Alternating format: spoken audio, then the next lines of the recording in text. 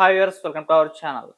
అల్లు అర్జున్ గారి 'సంధ్య' థియేటర్ ఘటన తరువాత టాలీవుడ్ ఇండస్ట్రీలో కొన్ని కొత్త పరిణామాలకైతే అంటే దారి తీయడం మనం చూస్తున్నాం. ఇవాళ సినీ ప్రముఖులందరూ కూడా సీఎం రేవంత్ రెడ్డి గారిని మీట్ అయ్యారు. అంటే బెనిఫిట్ షోలు, టికెట్ రేట్ ఇష్యూల గురించి రేవంత్ రెడ్డి గారు గతంలోనే ఉండవు అని చెప్పేసి అనౌన్స్ చేశారు. మరి వాటి పరిస్థితి ఏంటి? ఉంటుందా? ఉండదా?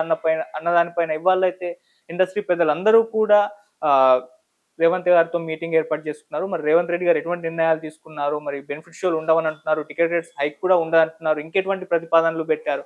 వీటన్నిటిని ఏ విధంగా చూడొచ్చు? ఇప్పుడు ఇదే అంశం మీద డిస్కస్ చేయడానికి ప్రెజెంట్ మనతో పాటు అమరావతి బహుజన జేఏసీ పోతుల బాలకోటయ్య గారు ఉన్నారు. వారితో ఒకసారి డిస్కస్ చేసి తెలుసుకుందాం. సార్ నమస్కారం సార్. నమస్తే ఆదిత్య. సార్, ఒక ఘటన 'సంధ్య' థియేటర్ ఘటన తరువాత రేవంత్ రెడ్డి గారు అసెంబ్లీలోనే అనౌన్స్ చేశారు. నేను ఉన్నంత కాలం టికెట్ రేట్స్ హైక్ ఉండదు, బెనిఫిట్ షోలు ఉండవు అని చెప్పేసి ఆయన చెప్పారు. సో వాటిపైన ఇవాళ ఇండస్ట్రీ పెద్దలందరూ కూడా, అంటే సినీ ప్రముఖులందరూ కూడా రేవంత్ రెడ్డి గారిని మీట్ అవ్వడం చూసాము. సో ఈ మీటింగ్ లో కొన్ని ప్రతిపాదనలు అయితే చేశారు. అందులో మేజర్ గా చూసుకుంటే బెనిఫిట్ షోలు ఉండవు అని చెప్పేసి అనౌన్స్ చేశారు. టికెట్ రేట్స్ హైక్ కూడా మొదటి 3 షోలకు ఉండవన్నట్టుగా మాట్లాడారు. మరి ఈ కొత్త పరిణామాలకు తాతీయడం, ఇంకా తీసుకున్న ప్రతిపాదనల పైన ఎంటర్ గా మీ ఒపీనియన్ సార్, మీరు ఏ విధంగా చూస్తారు వీటిని? ఆదిత్య నమస్తే. ఇప్పుడు మొట్టమొదటిగా ఈ 'పుష్ప' సినిమా విడుదల కానీ, లేదా 'సంధ్య' సినిమా హాలు థియేటర్ దగ్గర జరిగిన రేవతి యొక్క మరణం కానీ, ఆమె బిడ్డ శ్రీతేజ ఆసుపత్రిలో ఉన్న సంఘటన కానీ, ఇవన్నీ కూడా చాలా బాధాకరం. అవును. నిజానికి ఏంటంటే ఈ సంఘటనలో ఎవరు కూడా కావాలని జరిగిన సంఘటనలు కావు. అల్లు అర్జున్ కూడా అది జరగాలి అని చెప్పి చేసిన సంఘటనలు కావు. కాకపోతే ఆ సంఘటన పరిణామ క్రమంలో పోలీసులు ఆయన దగ్గరకు వచ్చి చెప్పిన తర్వాత కూడా ఆయన ఒక రోడ్ షో లాగా నిర్వహించడం, పోలీసులు సహకరించకపోవడం, తర్వాత ఏదో మీటింగులో అల్లు అర్జునే స్వయంగా ముఖ్యమంత్రి రేవంత్ రెడ్డి గారి పేరు కూడా పలకకుండా ఒక అవమానకరమైన రీతిలో ప్రవర్తించాడని ఆరోపణ రావటం, కేటీఆర్ గారు ఎంటర్ అవ్వటం, దాన్ని పెద్ద ఎత్తున రాజకీయ నాయకులు, Bharatiya Janata party, TRS party కూడా రచ్చ చేయడంతో వెరసి పుష్పాలు ఎంత రాద్ధాంతం జరిగిందని తెలియదు కానీ తెలంగాణ, ఆంధ్రప్రదేశ్లో పెద్ద రాద్ధాంతం అయ్యింది. ఇప్పుడు ఏమైందంటే కొండనాలకు ముందేస్తే ఉండనాలకు ఊడిపోయింది. ఇప్పుడు రేవంత్ రెడ్డి గారి, అంటే తెలంగాణ రాష్ట్రం ప్రభుత్వం యొక్క నిర్ణయం బెనిఫిట్ షోలను రద్దు చేసే విధంగా టికెట్ల రేట్లని అడ్డగోలుగా పెంచుకునే అవకాశాలను కూడా రద్దు చేసింది. రద్దు చేయడంతో పాటు ప్రభుత్వ సంక్షేమ కార్యక్రమాలు కానీ, ఈ డ్రగ్స్ వాడకానికి సంబంధించిన నిరోధానికి సంబంధించిన ప్రచార కార్యక్రమాల్లో కూడా సాక్షాత్తు సినిమా హీరోలే పాల్గొవాలి, సినిమా హీరోయిన్లు కూడా పాల్గొవాలనే ప్రపోజల్స్ ప్రభుత్వం నుంచి కూడా వచ్చింది. వీళ్ళు కూడా దాన్ని అంగీకరించారు. అంటే నిజానికి ఏంటంటే సినిమా హీరోల మీద ప్రేమ కాదులే కానీ సినిమా ఫీల్డ్ మొత్తం కూడా ఒక గుత్తాధిపత్యంగా అయిన మాట యథార్థం. ఎవరు ఎన్ని కోట్ల రూపాయలతో సినిమాలు తీస్తున్నారో కూడా తెలియని పరిస్థితి. కోట్ల రూపాయలు పెట్టుబడులు పెట్టడం, విడుదలైన మొదటి వారంలోనే తిరిగి ఆ కోట్లు మొత్తం కూడా ప్రేక్షకుల దగ్గర నుంచి రాబట్టుకునే ఒక ప్రయత్నం చేయటం, ప్రభుత్వాలను ఆశ్రయించటం, అర్ధరాత్రి షోలు, నూన్ షోలు, మధ్యాహ్నం షోలు, అభిమానుల షోలు పెంచటం, 300 రూపాయల టికెట్ని 1300 రూపాయల వరకు విక్రయించటం ఒక వ్యాపారం అయిపోయింది. ఈ వ్యాపార ధోరణి మాత్రం అరికట్టాల్సిన బాధ్యత మాత్రం ప్రభుత్వాల మీద ఉంది. ఇది ఎవరి మీద కక్ష కూడా కాదు. ఇప్పుడు నిజానికి పెద్ద పెద్ద బడ్జెట్లు పెట్టుకున్న సినిమాల కంటే మరి చిన్న చిన్న బడ్జెట్లు పెట్టుకున్న సినిమాల సంగతి ఏంటి?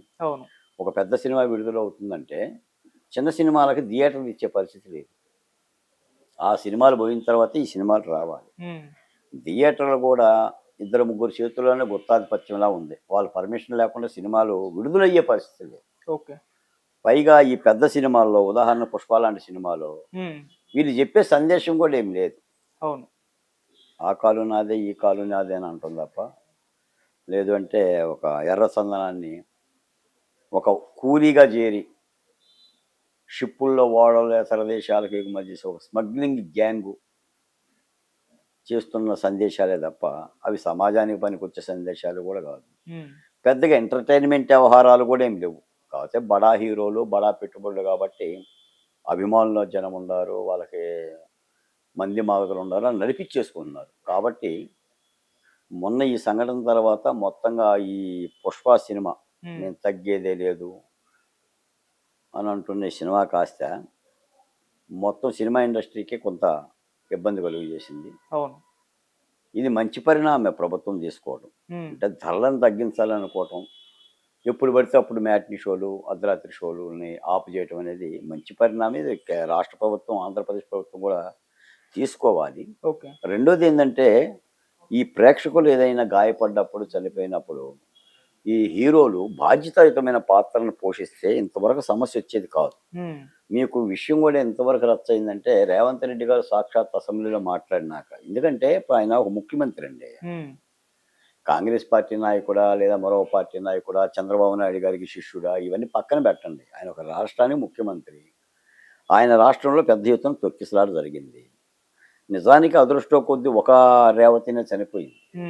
అదే 7 మంది చనిపోతేనండి, ఆ బౌన్సర్లు, ఆ తోపులాటలు, అర్జున్ గారు వెళ్ళటము, 3 వాహనాలను గేట్లు తెరిచి ఆహ్వానించటము, పోలీసులు ఇబ్బంది అవుతుందని చెప్పి వాళ్ళు చెప్పటము, ఆఖరికి థియేటర్లో ఉన్న అర్జున్ గారికి ఇలా సంఘటన జరిగిందని చెప్పేసి అన్నా కూడా అయ్యో అని చెప్పేసి అని పశ్చాత్తాపం ప్రకటించకుండా నేను తర్వాత వెళ్తానని చెప్పేసి అని ఏదో అన్నాడని చెప్పేసి అని అంటాం.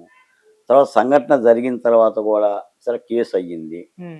కేసు అయితే ఏమవుతుందండి, బారులు తీరిపోయి కొన్ని అందరు హీరోలు, నిర్మాతలు అందరూ కూడా అల్లు అర్జున్ పరామర్శించారు తప్ప ఆ రేవతి కుటుంబాన్ని కానీ, ఆసుపత్రిలో ఉన్న శ్రీతేజ కానీ పరామర్శించిన భాగ్యాన పోలేదు. తర్వాత ఇదంతా కూడా రేవంత్ రెడ్డి గారు మాట్లాడిన తర్వాత, మీలాంటి మీడియా, నాలాంటి వాళ్ళు కూడా అందరూ మాట్లాడిన తర్వాత ఇది పద్ధతి కాదు, ఇది ధర్మం కాదు, ఇది చాలా జుగుప్సాకరంగా ఉంది, ఇది అల్లు అర్జున్కి తలవంపులు అని అన్న తర్వాత ఇప్పుడు కాస్త బారులు పడి మైత్రి మూవీస్ వాళ్ళు ₹1 కోటి, అల్లు అర్జున్ తండ్రి అరవింద్ గారు ఒక 50 లక్షలు, ఇలా కొంత అందరూ కూడా ఆర్థిక సాయం చేసే పరిస్థితి ఉంది. రాష్ట్ర ప్రభుత్వం కూడా ఆ సహాయం చేసే విషయంగా ఉంది. కాబట్టి ఇది పెద్ద ఇబ్బందికరమైన విషయం, సినీ ఫీల్డ్ కూడా ఇబ్బందికరమైన విషయం ఏం కాదు. తర్వాత దీన్ని ఒక పెద్ద కుట్రకోణం ఏంటంటే, ఈ సంఘటన నేపథ్యంలో నాకు కూడా ఇంతకుముందు ఒక కాలర్ ఫోన్ చేశాడు. ఇప్పుడు అసలు తెలంగాణ నుంచి సినిమా ఫీల్డ్ అంతా కూడా ఆంధ్రప్రదేశ్కి తరలించిపోతుంది అని మాట్లాడటం, కొంతమంది తెలంగాణ నాయకులు మరి వీళ్ళేదో ఆంధ్ర నాయకులు, ఆంధ్ర హీరోలు అన్నట్టుగా మీరు ఎక్కడి నుంచి ఖాళీ చేసి వెళ్ళిపోండి అని అంటాం. ఒక దుర్మార్గమైన ప్రచారాలు అన్నమాట. ఓకే. ఇప్పుడు హైదరాబాద్లో సినిమా ఫీల్డ్ ఏమి ఎక్కడ వెళ్ళదండి. హైదరాబాద్ అంటే అది హైదరాబాద్, అది మామూలు హైదరాబాద్ కాదు, దేశానికే రాజధానిగా ఉన్న అర్హతలు కలిగిన హైదరాబాద్. ఇక్కడ నుంచి ఏమీ వెళ్ళదు. కాబట్టి ఒక ఇబ్బందికరమైన వాతావరణం వస్తే సినిమా పెద్దలన్నా జోక్యం కలుగు చేసుకొని వెంటనే దాన్ని రాజకీయాలకి భిన్నంగా కాస్త ఎవరిని రాజకీయాలు ఎంటర్ కాకుండా సమస్య పరిష్కారం చేసుకునేది బాగా జరిగేది. దాంతో దాన్ని రచ్చ రచ్చ రచ్చ రచ్చ చేస్తే మరి ఒక బాధ్యత కలిగిన ముఖ్యమంత్రిగా ఆయన కూడా అసెంబ్లీలో ఎంఐఎం పార్టీ వాళ్ళు అడిగితే దానికి సమాధానంగా ఆ రోజు జరిగిన సంఘటన, ఆ తీరు, ఆ వివరాలన్నీ కూడా రాష్ట్ర ప్రజలకి ఆయన తెలియజేశాడు. పోలీసులు కూడా విచారణకు పిలిచారు, విచారణకు సహకరించాడు. నిజానికి ఏంటంటే అసలు అల్లు అర్జున్ గారు అక్కడ రేవతి చనిపోయిన ఆ వీడియో కనుక చూపించిన తర్వాత ఆయనే కళ్ళంట నీళ్ళు పెట్టుకున్నంట. తెలుసో తెలియకో, లేదంటే చెప్పేవాళ్ళు లేకపోతే అవగాహన లేకో కొంత దూకుడుగా వ్యవహరించడంతో ప్రభుత్వం కూడా సీరియస్గా దీని మీద గట్టిగానే ఉండాలని ఒక నిర్ణయానికి వచ్చింది. అది మంచి పరిణామమే. తెలుగు రాష్ట్రం ఆంధ్రప్రదేశ్ కూడా అలాగనే ఉండాలి. ఇష్టానుసారంగా నేను ఏదో ₹600 కోట్లతో పుష్ప సినిమా తీస్తే ఇప్పటికీ పుష్ప సినిమాకి వచ్చింది దాదాపు 900 కోట్లు. 900 కోట్లు ఒక 15-20 రోజుల్లో. అంటే ఈ విధంగా ఒక పెద్ద ఎత్తున ఒక వ్యాపారంగా అయింది. మరి దీనికి ఎక్కడొక్కడ ఫుల్ స్టాప్ పెట్టాలి కదండి. ప్రజల కోసం, ప్రేక్షకుల కోసం, ప్రేక్షకులు అంటే ప్రజలు, అభిమానులు, అభిమానం ఉంది కదా అని చెప్పేసి ఎలా పడితే అలా బిహేవ్ చేసినా కూడా అది పద్ధతి కాదుగా. మీకు ఆంధ్రప్రదేశ్లో పవన్ కళ్యాణ్ గారు 30 అడుగుల ఎత్తుల వరాహి వాహనం తయారు చేసుకున్నారు. ఎందుకు 30 అడుగులు ఎత్తున వరాహి వాహనం తయారు చేసుకున్న ఆయన అని అంటే, అభిమానులు వస్తారు, జరగలేని సంఘటన జరుగుతుంది, పోనీ ఆయనే గాయపడవచ్చు, లేదా నలుగురు గాయపడవచ్చు, ఏమైనా ప్రాణాపాయం వస్తుంది. ఎందుకంటే వాళ్ళు మాస్ ఫాలోయింగ్ హీరోస్ వాళ్ళు. మీరు అభిమానుల్ని ఆగండి అన్నా కూడా ఆగే పరిస్థితి లేదు. మీరు చాలా సందర్భాల్లో ఏదైనా ప్రోగ్రాం జరుగుతుందంటే చెప్పా పెట్టకుండానే వాళ్ళు దూకి మరీ అభిమానులు వచ్చేసేసి హీరోలను వాటేసుకుంటుంటారు. చాలా ఇబ్బందికరంగానే ఉంటుంటుంది. మరి వాటి మీద హీరోలే జాగ్రత్తలు తీసుకోవాలి, నియంత్రణ చేసుకోవాలి. మీరు వెళ్తుందంటే కొన్ని లక్షల మంది మీ వెనక వస్తున్నారు అన్నప్పుడు వాళ్ళ యోగక్షేమాలు కూడా చూసుకోవాలి, పోలీసుల నిబంధనలు కూడా పాటించాలి. అలా చేసుకుంటే బాగుండేది. వెరసి ఏదైనా దాదాపుగా నాకు తెలిసి ఈ పుష్ప సినిమాకి సంబంధించిన ఈ వివాదానికి ఏదో ఫుల్ స్టాప్ పడ్డట్టే ఉంది. హ్మ్. దాదాపు 21 మంది డైరెక్టర్‌లో 11 మంది హీరోలు, హ్మ్. ఒక 12 మంది నిర్మాతలు, మొత్తం సినిమా ఫీల్డ్ మొత్తం కూడా ప్రభుత్వం దగ్గరికెళ్ళింది. అవును. దీన్ని కూడా చాలామంది ఏందంటే పంతంగా ఆలోచిస్తున్నారు. అంటే సినిమా ఫీల్డ్‌ని రేవంత్ రెడ్డి గారి కాళ్ళ దగ్గరకు తెచ్చుకునే ప్రయత్నం చేస్తున్నట్టుగా, హ్మ్. వాళ్ళనేదో హుకుం చేస్తున్నట్టుగా. మీకు ఆంధ్రప్రదేశ్‌లో వైసీపీ పార్టీ కూడా. హ్మ్. అసలు వైసీపీ పార్టీ అయితే 4 అడుగులు ముందుకేసి పవన్ కళ్యాణ్‌కి, అర్జున్‌కి ఏదో మంట పెట్టే విధంగా గత ఎన్నికల్లో నంద్యాలలో ఆయన వైసీపీ నాయకుడికి ఏదో ప్రచారానికి వెళ్తే పవన్ కళ్యాణ్ అది మనసులో పెట్టుకొని చంద్రబాబు నాయుడు గారికి చెప్పి రేవంత్ రెడ్డి శిష్యుడే కాబట్టి ఈ విధంగా తొక్కి మేము కూడా తగ్గేదే లేదు అన్నట్టుగా బిహేవ్ చేస్తున్నారు. ఒక అవును. ప్రచారం జరుగుతుంది. హ్మ్. ఇవన్నీ వాస్తవ దూరం అండి. ఓకే. ఒక ప్రభుత్వంగా నిర్ణయం తీసుకుంది. నేను కూడా చెప్పేది ఏంటంటే సినీ నిర్మాతలు కానీ, లేదంటే హీరోలు కానీ, దర్శకులు కానీ ప్రజల రీత్యా, ఎందుకంటే ప్రజలే మీ ప్రేక్షకులే మీ దేవుళ్ళు కాబట్టేసి వాళ్ళకి హాని జరగని విధంగా ప్రభుత్వాలకు సహకరించాల్సిందే. హ్మ్. నేను ఒక మాట చెప్తాను ఆయిషా, సార్.